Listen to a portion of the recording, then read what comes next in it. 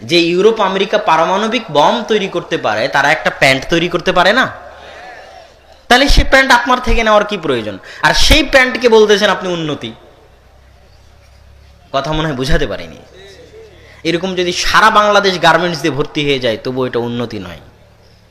সারা বাংলাদেশের কোনা কোনা যদি গার্মেন্টস দিয়ে ভর্তি হয়, এটা উন্নতি নয়। এটা আমেরিকাও জানে। পদ্মা সেতু দিয়ে যদি সারা বাংলাদেশের সব নদীর উপর পদ্মা সেতু হয়, তাহলে এই যে অবকাঠামোগত উন্নতি, অবকাঠামোটা বাংলা শব্দ, যেটার অর্থ হচ্ছে বিল্ডিংগত উন্নতি।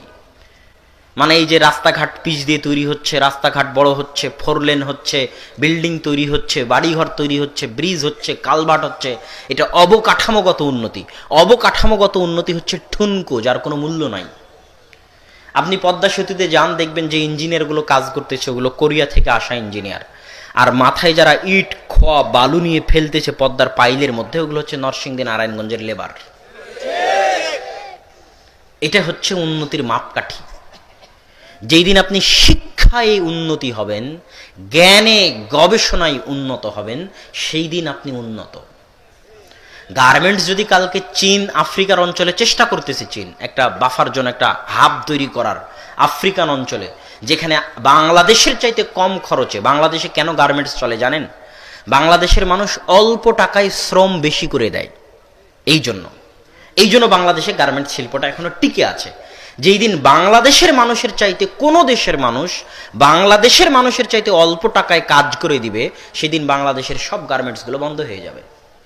এটা আমি আব্দুল্লাহ লিখে দিলাম, আপনি লিখে রাখেন, আপনার পরবর্তী প্রজন্মকেও বলে যান যে যদি বাংলাদেশের চাইতে কম টাকায় কোনো দেশ গার্মেন্টস তৈরি করে দিতে পারে, কাজ করে দিতে পারে, তাহলে বাংলাদেশে গার্মেন্টস শিল্প বন্ধ হয়ে যাবে, চলবে না।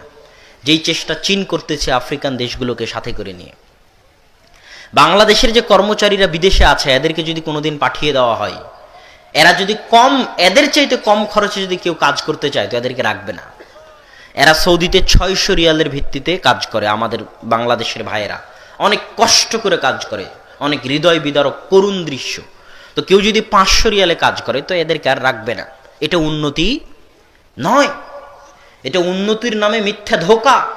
উন্নতি তখনই যখনই আপনার ছেলে জ্ঞানে গুণে গবেষণার চরম শিখরে পৌঁছে যাবে, যখন ঢাকা বিশ্ববিদ্যালয়ের অবস্থান হবে পৃথিবীর র্যাঙ্কিং বিশ্ববিদ্যালয়গুলোর প্রথম দিকে, যখন রাজশাহী চিটাগাং বিশ্ববিদ্যালয়গুলোর অবস্থান হবে পৃথিবীর র্যাঙ্কিং বিশ্ববিদ্যালয়ের প্রথম দিকে, তখন বুঝতে পারবেন যে হ্যাঁ, দেশে উন্নত হচ্ছে।